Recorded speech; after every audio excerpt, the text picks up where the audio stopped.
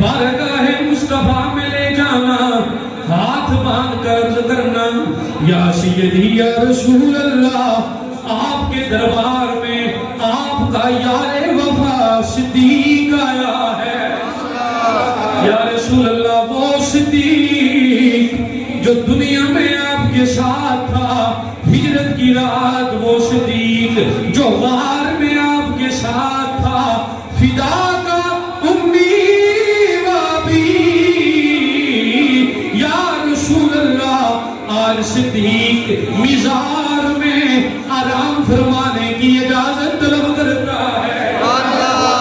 صدیق عرض کرنا اسی طرح ہوا، وصال صدیق ہو گیا، جانثار رسول اللہ صلی اللہ علیہ وسلم پیارے صدیق کا وصال ہو گیا۔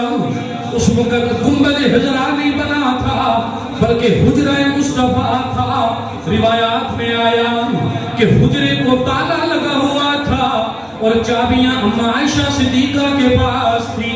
مولا کائنات حضرت علی کرم اللہ وجہ الکریم، حضرت سیدنا صدیق اکبر رضی اللہ تعالیٰ عنہ کا جنازہ پڑھا کر جنازہ اٹھا کر دربار مصطفیٰ میں حاضر ہوئے۔ سب نے ہاتھ باندھ کر عرض کی یا سیدی یا رسول اللہ، صدیق آپ کے قدموں میں جگہ مانگتا ہے۔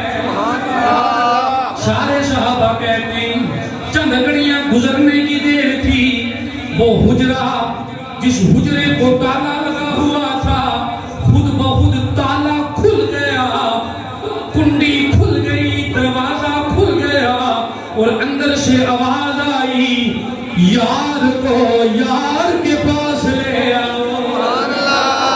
کسی شاعر نے کیا خوب کہا کہ اسی لیے تو سلایا ہے اپنے پہلوں میں، اسی لیے تو سلایا ہے اپنے پہلوں میں کہ یار